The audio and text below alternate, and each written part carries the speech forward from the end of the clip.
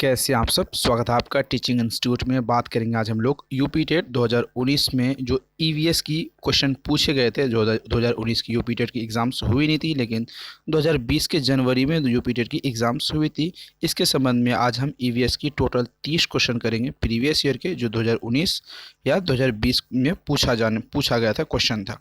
तो आज हम इस संबंध में डिटेल में डिस्कस करेंगे सभी क्वेश्चनों को। यहाँ पर आपको क्वेश्चन का पैटर्न पता चलेगा, किस लेवल से किस स्टैंडर्ड से क्वेश्चन आते हैं।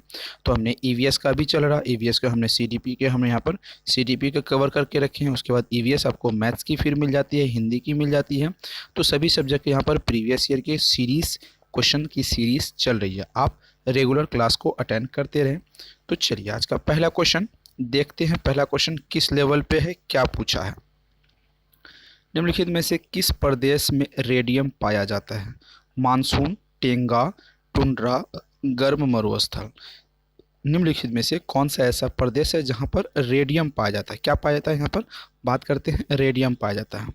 अगर हम यहाँ पर रेडियम की बात करें तो ऑप्शन नंबर यहाँ पर सी आपका हो जाएगा। रेडियम टुंड्रा प्रदेश में पाया जाता है। अगर बात करें टुंड्रा प्रदेश क्या है, ये ध्रुवीय क्षेत्र का एक रेगिस्तानी ठंडा प्रदेश है। कौन सा, ध्रुवीय क्षेत्रों का, ठीक है, याद रखेंगे, ध्रुवीय क्षेत्रों का एक रेगिस्तानी ठंडा प्रदेश है, ये टुंड्रा प्रदेश है।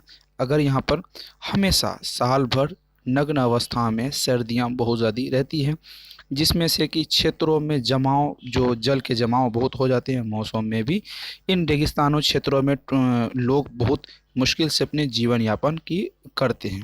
तो ठीक है, यहाँ पर सबसे ज़्यादा क्या रेडियम कहाँ पाया जाता है, टुंड्रा प्रदेश में पाया जाता है।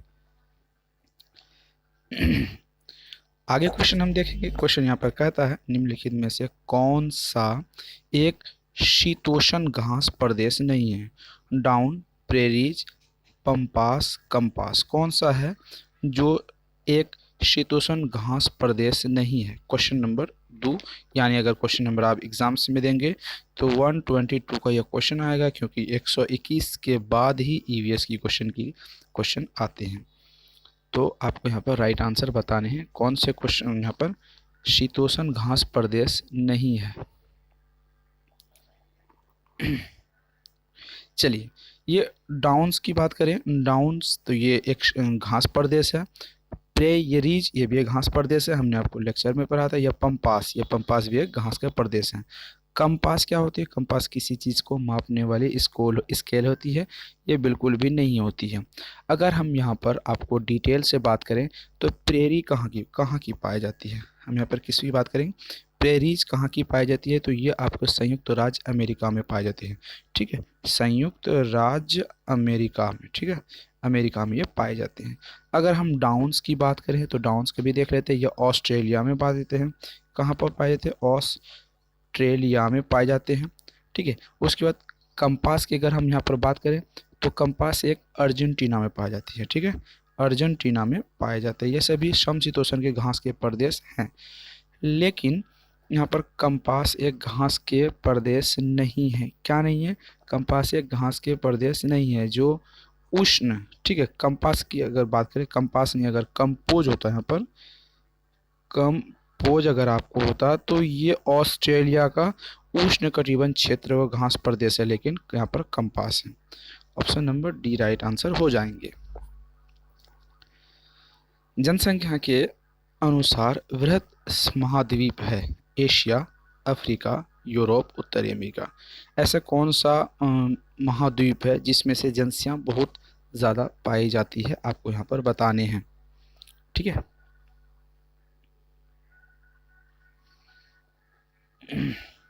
चलिए बात करेंगे, एशिया हो जाएगा यहाँ पर।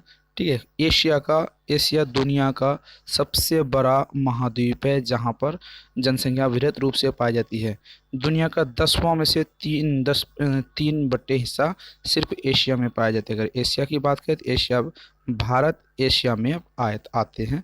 ठीक है, एशिया में लगभग कुल 49 देशों की सूची है, इसमें घटती बढ़ती रहती है, कुल 49 अब तक मानी गई है। दुनिया का सबसे जो वृहद पैमाने पर जो जनसंख्या होती है, पॉपुलेशन है, वो एशिया में है, क्योंकि आपको याद रखना होगा चीन एशिया में है। अगर चीन एशिया में, चीन दुनिया का सबसे पहला नंबर में पॉपुलेशन के गिनती में आती है। अगर पूरी दुनिया की बात करें, पूरी दुनिया में 30% हिस्सा सिर्फ और सिर्फ एशिया महाद्वीप पर है। ठीक है, आगे बात करेंगे। भारत में थारू जनजाति कहाँ निवास करती है? उत्तराखंड, झारखंड, थार मरुस्थल, उत्तर प्रदेश के तराई क्षेत्र में भारत में थारू जनजाति निवास कहाँ करती है? ये सवाल आपसे पूछा गया था। ये सवाल 2019, अगर हम बात करें कब, 2019 जनवरी 2020 में ये सवाल पूछा गया था। भारत में थारू जनजाति कहाँ निवास करती है? तो भारत में थारू जनजाति उत्तर प्रदेश के तराई वाले क्षेत्रों में थारू जनजाति निवास करते हैं। ठीक है, चलिए आगे बात करें हम लोग। भिलाई इस्पात संयंत्र स्थित है छत्तीसगढ़ में, उड़ीसा में, मध्य प्रदेश में, झारखंड में। भिलाई कहाँ पर इस्पात स्थित है? जो भारत की सबसे सर्वोत्तम नहीं, भारत की सबसे बड़ी इस्पात संयंत्र मानी जाती है भिलाई। लेकिन भिलाई एक स्टेट का नाम है, इस डिस्ट्रिक्ट का नाम है, लेकिन यहाँ पर आपसे पूछा गया तो कौन से स्टेट में है, ये बात आपको बतानी है। सिंपल सी बात है, हमने जब जीके के क्वेश्चन पढ़े तो यहाँ पर छत्तीसगढ़ है। क्या है? छत्तीसगढ़ राज्य में जिले के नाम दुर्ग स्थित एक दुर्ग है। ठीक है, कौन सा? एक दुर्ग है जहाँ पर भिलाई इस्पात स्थित है। अगर हम बात करें छत्तीसगढ़ की राजधानी से लगभग, छत्तीसगढ़ की राजधानी कहाँ पर है? रायपुर है। ठीक है, रायपुर है छत्तीसगढ़ की राजधानी, रायपुर है। रायपुर से लगभग 30 किलोमीटर दूरी पर ये पाया जाता है। चलिए आगे बढ़ते हैं।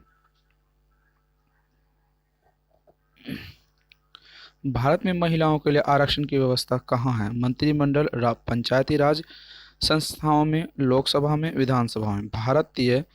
भारत में महिलाओं के लिए आरक्षण की व्यवस्था कहाँ की गई है, ये आपको बताने हैं। ठीक है, जल्दी इसमें राइट आंसर बताइए।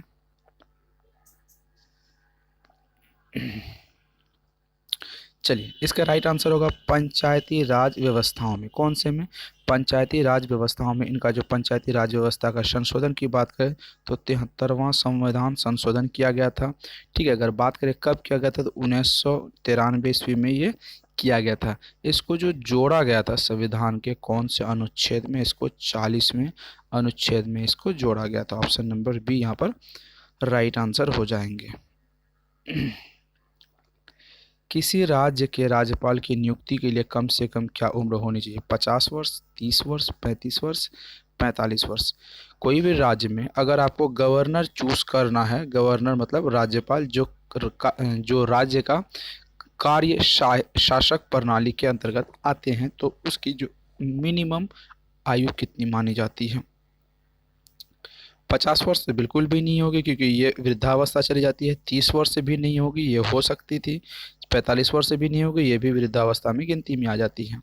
अगर हम बात करें यहाँ पर 50 वर्ष से नहीं होगी, 45 वर्ष, ये दोनों दिखने में नहीं लगता, लेकिन आपको यहाँ पर कन्फ्यूज़ होने हैं कि 30 वर्ष होगी या 35 वर्ष होगी। तो इसका राइट आंसर हो गई, जो गवर्नर होते हैं वो 35 वर्ष मिनिमम उसकी आयु होनी चाहिए। अक्सर आप देखे होंगे कि जो आपके राज्यपाल होते हैं वो अक्सर बूढ़े टाइप के होते हैं किसी भी राज्य में।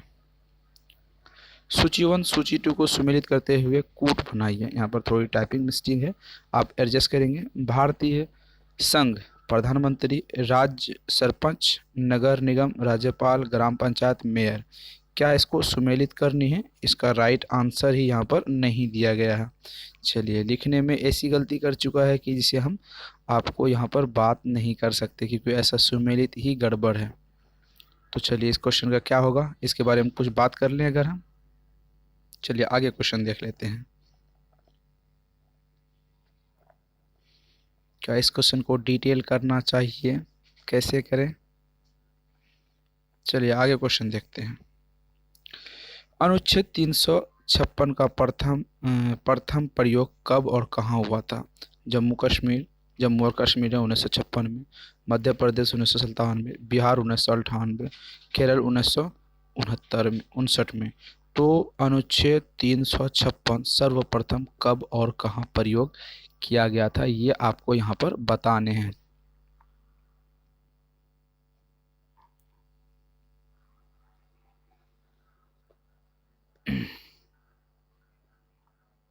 चलिए, इसका राइट आंसर हो जाएगा केरल में। क्या राइट आंसर हो जाएगा? केरल में। अनुच्छेद 356 सर्वप्रथम कहाँ लागू किया गया था? ये केरल में लागू किया गया था। चलिए आगे क्वेश्चन देखते हैं। नगर निगम द्वारा कौन सा कर लगाया जा सकता है? चुंगी कर लगाया जा सकता है। चुंगी कर, मनोरंजन कर, गृह कर, उपरोक्त में से सभी।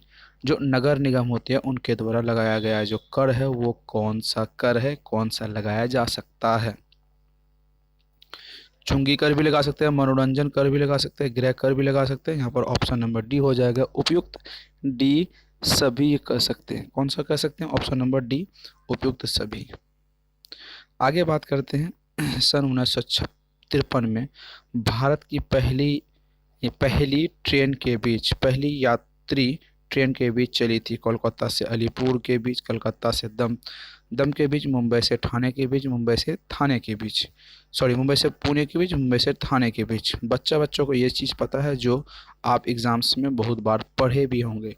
भारत में पहली रेल की जो विकास की दशा थी वो सर्वप्रथम के बाद मुंबई से ठाणे के बीच चली थी। अगर बात करें तो इसकी ये तिथि की बात करें 1843 ईस्वी में ये चलाई गई थी। अक्सर एग्ज़ाम्स में पूछा जाता है। तो उस वक्त के जनरल कौन थे? गवर्नर जनरल कौन थे? जाहिर सी बात है 1800 ईस्वी में था तो ब्रिटिश होंगे। क्या होंगे? ब्रिटिश होंगे। ब्रिटिश का नाम क्या है? Lord Harding. ठीक है, जिसके नाम क्या है? लॉर्ड हॉर्डिंग थे। ठीक है। यहाँ पर बात करेंगे रेलवे की परिचालन जो पहली बार हुई थी 22 दिसंबर 1951 को 51 के ईस्वी में हुई थी। एशिया का सबसे बड़ा पशु मेला आयोजित होती है पुष्कर, नासिक, हरिद्वार, सोनपुर। एशिया का सबसे बड़ा पशु मेला कहाँ पर आयोजित होती है? ये आपको बताने हैं। स्पीड में बताइए। सिंपल क्वेश्चन, जीके के क्वेश्चन बहुत आते हैं एग्जाम्स में। चलिए बात करते हैं एशिया, मतलब आप जो अभी हमने एशिया के बारे में पढ़ा, अभी हमने एशिया के बारे में ऊपर वाले क्वेश्चन में पढ़ा। दुनिया के सबसे ज़्यादा वृहद जनसंख्या एशिया में पाए जाते हैं जो चीन और इंडिया भी आती है। ठीक है, जो चीन और इंडिया भी आती हैं। तो इसी चीन और इंडिया में दुनिया का एशिया का सबसे बड़ा पशु मेला लगता है जो भारत में है। कहाँ पर है? भारत में है। अगर भारत की बात करें तो एशिया सोनपुर कहाँ है? बिहार का एक प्रांत है। ठीक है, बिहार का एक प्रांत है। अगर हम यहाँ पर बात करें कि सोनपुर का एक सोनपुर के नाम से एक बहुत बड़ा गाना भी है जो प्रसिद्ध है, मैं नहीं गाना चाहूँगा तो आप इसे एडजस्ट करेंगे। राष्ट्रीय एकता परिषद की स्थापना हुई 1971, 1981, 1951, 1961। राष्ट्रीय एकता परिषद की स्थापना कब हुई थी? ये आपको बताने हैं। जल्दी अपना राइट आंसर बताइए। यहाँ पर राइट आंसर है राष्ट्रीय एकता परिषद की स्थापना 1961 को हुई थी। जो तत्कालीन उस वक्त के प्रधानमंत्री थे पंडित जवाहरलाल नेहरू द्वारा 1961 में ये लागू किया था। इसका उद्देश्य की अगर हम बात करें तो राष्ट्रीय 1968 में, यहाँ पर 1968 में राष्ट्रीय एकता परिषद की बैठक में इसका घोषणा की गई थी। हमारे संविधान का आधार आम नागरिक है। क्या कहा गया था 1968 में? हमारे संविधान का आधार नागरिक आम आदमी है। आगे बात करेंगे समता के अधिकार का उल्लेख संविधान के किस अनुच्छेद में मिलता है? अनुच्छेद 23 से 24, अनुच्छेद 25 से 28, अनुच्छेद 19 से 22, अनुच्छेद 14 से 18। समता के अधिकार का उल्लेख संविधान के किन अनुच्छेद में मिलता है? ये आपको बताने हैं। जब हम संविधान वाले क्वेश्चन को कवर कर रहे थे तो यहाँ पर हमने आपको डिटेल में डिस्कस करके बताया था समता के अधिकार का जो उल्लेख है वो अनुच्छेद 14 से 18 में बताया गया था। अगर हम यहाँ पर 14 को डिटेल में डील करें तो 14 में समता का कौन सा किया गया था, 15 में कौन सा किया गया था, 16 में कौन सा किया गया था, 17 में कौन सा किया गया था और 18 में कौन सा किया गया था। अगर जानना चाहते हैं आप तो डिटेल में आप वीडियो वो कॉन्स्टिट्यूशन ऑफ इंडिया वाली आप देख सकते हैं। किस देश में लचीला संविधान लागू है? अमेरिका, यूनाइटेड किंगडम, भारत और चीन। सिंपल क्वेश्चन है, 5 सेकेंड वाले क्वेश्चन है। किस देश में लचीला संविधान लागू है? चलिए इसका राइट आंसर बताइए।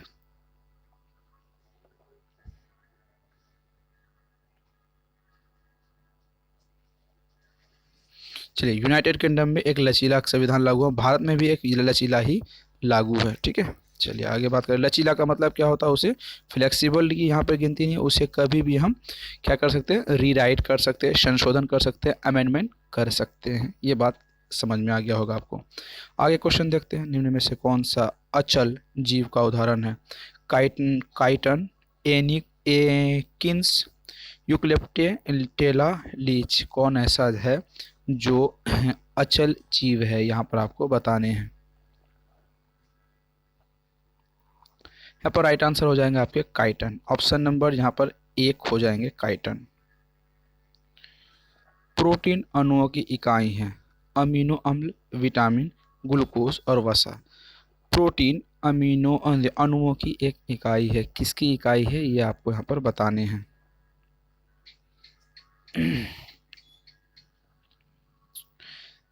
प्रोटीन एक अमीनो अम्ल की छोटी सी इकाई है जो बनती हैं अमीनो एसिड, इसे जो बनने के बाद अमीनो एसिड कहा जाता है। ठीक है, इसको अलग होने के लिए 20 अलग अलग प्रकार के इसको अमीनो एसिड से बनाए जाते हैं। निम्नलिखित में से कौन सा अंगक पादप कोशिकाओं में अनुपस्थित होता है। रिक्तियाँ, तारकाय, सेल्यूलोज, कोशिका भित्ति, लवक, कौन से हैं आपको यहाँ पर बताने हैं।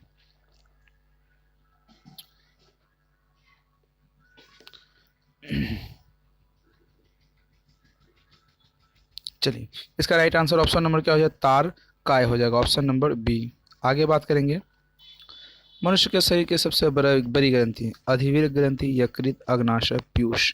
मनुष्य के शरीर की सबसे बड़ी ग्रंथि क्या है, यहाँ पर आपको बताने हैं। ठीक है, चलिए, लीवर यहाँ पर बात करेंगे। लीवर किसकी बात करेंगे, लीवर की बात करें। मनुष्य की शरीर की सबसे बड़ी ग्रंथि यकृत है, जिसको हम लीवर के नाम से जानते हैं। इसकी रंग, वेशभूषा, उसके जो कार्य कैसे होते हैं और इनके वेट कैसे होते हैं, तो सब कुछ हमने ईवीएस वाले क्वेश्चन ईवीएस वाले चैप्टर पे डिटेल में डिस्कस करके रखा है। उत्तर प्रदेश राज्य पक्षी है, राजकीय पक्षी है, यहाँ राजकीय होनी चाहिए, राजकीय होनी चाहिए। गौरैया, तोता, सरस, क्रेन, मोर। उत्तर प्रदेश की राजकीय पक्षी कौन सा है, ये आपको बताने हैं। चलिए, ऑप्शन नंबर यहाँ पर सी हो जाएगा, सरस क्रेन। क्या हो जाएगी, अगर बिहार की बात करें तो बीटेड में पूछा गया तो बीटेड में गौरैया है, लेकिन उत्तर प्रदेश का राजकीय पक्षी सरस क्रेन है। अगर सरस क्रेन की बात करें तो इसकी लगभग ऊंचाई 6 फीट होती है और इसकी जो ऊंचाई 6 फीट से और उसके पंखे होते हैं 8 फीट के होते हैं। ये बात करें सरस क्रेन कहाँ कहाँ पाए जाते हैं, तो भारत, पाकिस्तान, नेपाल जैसे देशों में ये पाए जाते हैं। पूर्वा किस अधिवास में शामिल है, रेखीय, नगरीय, अपखंडित, ग्रामीण। पूर्वा किस अधिवास में शामिल है, ये आपको बताने हैं। चलिए, राइट आंसर बताइए, क्या हो जाएगा आपके हिसाब से राइट आंसर। पूर्वा अपखंडित अधिवास में शामिल, ऑप्शन नंबर यहाँ पर सी राइट आंसर हो जाएंगे। कौन सा ज्वालामुखी पर्वत है, Appalachian, Kilimanjaro, Aravalli, Ural. Kilimanjaro लड़की जंगल की यारो, याद है आपने रोबोट मूवी देखी होगी, रोबोट, तो ये क्वेश्चन आपको आराम से बन जाएंगे।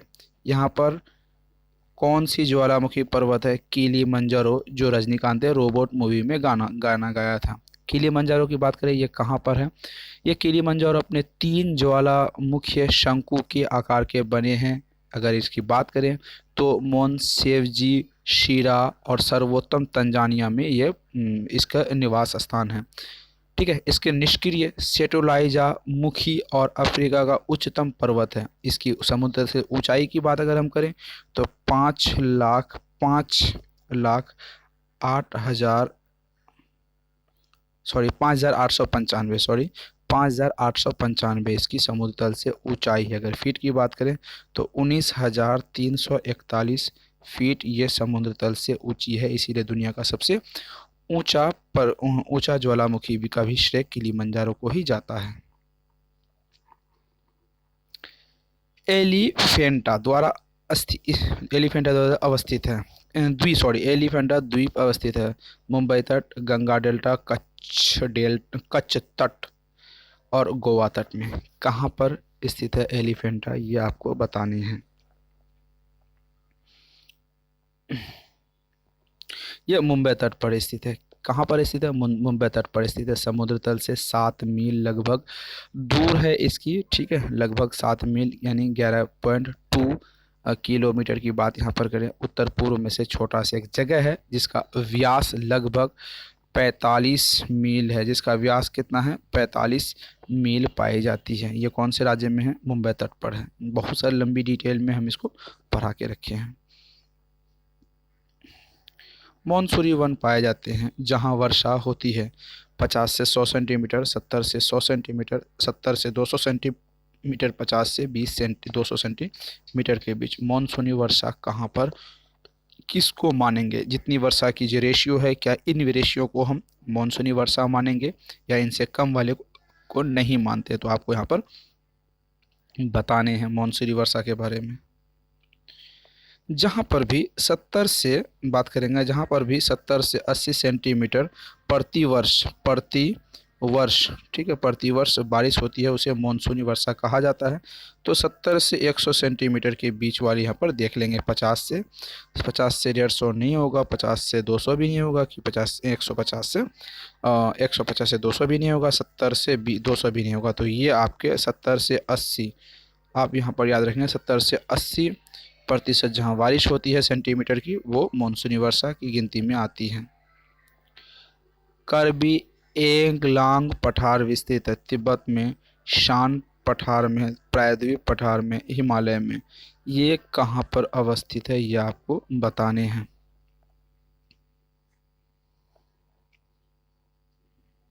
ठीक है, कार्बी, यहाँ पर क्वेश्चन की बात करें तो कार्बी एंगलांग जो अवस्थित है वो प्रायद्वीप पठारों में अवस्थित है। कहाँ पर अवस्थित है? प्रायद्वीप पठारों में अवस्थित है। चलिए आगे क्वेश्चन हम देखेंगे। संसार का सर्वाधिक समस्याकारी जलीय खरपतवार जिसे बंगाल का आतंक भी कहते हैं वह कौन सा है? एर एरखोनिया कॉप्सिस जलकुंभी, सिनोडोन केताइलोन घास, डूब घास, लेंटेना कैमरा, उसके बाद पार्थिनियम हेस्टोफोरेस घास ग्रास। तो कौन सा है जो बंगाल का आतंक भी कहा जाता है? बहुत सारे सवाल इसमें आती हैं, ठीक है। जो सबसे बड़ी बात है यहाँ पर जलकुंभी, हमने आपको जलकुंभी का नाम सजेस्ट किया था जब हम लेक्चर वीडियो पढ़ा रहे थे। तो option number A right answer हो जाने हैं। वायरस के अजैविक होने के लक्षण हैं। प्रजनन सही नहीं कर सकना, इसके क्रिस्टल के रूप में परिवर्तन किया जा सकता है, इनमें वंशानुगत सामग्री नहीं पाई जाती है, इसमें प्रोटीन नहीं पाया जाता है। वायरस के अजैविक होने के लक्षण आपको बताने हैं। जल्दी इसका राइट आंसर बताइए। वायरस के अजैविक लक्षण होने के कारण यह प्रजनन सही से नहीं कर पाता, इसीलिए ये अजैविक हो जाते। अगर प्रजनन करता तो ये जैविक की गिनती में आते, ठीक है। आगे क्वेश्चन बात करते हैं। पादप हार्मोन जो फलों को पकने में सहायता करता है, साइटोकाइनिन, एथिलीन, ऑक्सिन, जिब्रेलिन। कितनी बार हमने साइंस वाले पोर्शन जब पढ़ा रहे थे वहाँ पर डिटेल में डिस्कस करके रखा था। पादप हार्मोन जो फलों को पकने में सहायता करता है, साइटोकाइनिन, एथिलीन, ऑक्सिन, जिब्रेलिन। क्या है ये आपको बताने हैं, ठीक है। पादप हार्मोन जो फलों को पकने में सहायता करती है वो कौन सी कहलाती है? ऑप्शन नंबर यहाँ पर आ जाएगी। पादप हार्मोन जो फलों को पकने में सहायता करती है वो ऑप्शन नंबर क्या हो जाएगी? एथिलीन। चलिए आगे क्वेश्चन देखते हैं। स्वतंत्र रूप से भूमि में रहने वाली अवायवीय जीवाणु जिसमें नाइट्रोजन अवस्थीकरण की क्षमा होती है वह होती है क्लोस्ट्रीडियम विब्रियोआ, एजोट्रोबैक्टर, राइजोबियम। क्या हो जाएगी? आपको यहाँ पर ऑप्शंस बताने हैं, जल्दी अपना राइट आंसर बताइए।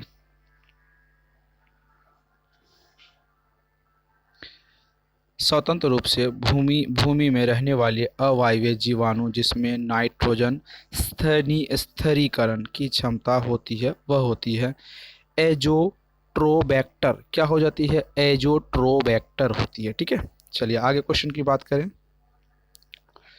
किस प्रकार का डीएनए कोशिका सामान्य रूप में पाया जाता है? बी डीएनए, जेड डीएनए, ए डीएनए, सी डीएनए। किस प्रकार का डीएनए कोशिका के सामान्य रूप में पाया जाता है? सिंपल सी बात है, बी डीएनए सामान्य रूप से पाया जाता है। आज हमने कवर करके रखे कितने क्वेश्चन? 2019 यानी जनवरी 2020 की ईवीएस की मोस्ट इम्पोर्टेंट 30 क्वेश्चन को हमने कवर किया। आप कमेंट सेक्शन में बताइए कि आपके राइट आंसर कितने हो पाए हैं। आप उसी आधार पर फिर बेस देखा जा सकता है कि हाँ आप एग्ज़ाम में कितने स्कोर बेहतर कर पाएंगे। आपकी ईवीएस की नोट्स कंप्लीट हो चुकी है, आपके यूपी टेट की कंप्लीट नोट्स हो चुकी है। आप नोट्स लेने के लिए इस नंबर पर व्हाट्सअप करेंगे 7634993536 नंबर पर व्हाट्सअप करके आप कंप्लीट नोट्स ले सकते हैं सीटेट एंड यूपी टेट का। तो आपको टीचिंग इंस्टीट्यूट को सब्सक्राइब करके बेल आइकन को प्रेस करना है, वीडियो को लाइक एंड शेयर जरूर करना है। फिर मिलते हैं अगले वीडियो में। Thank you.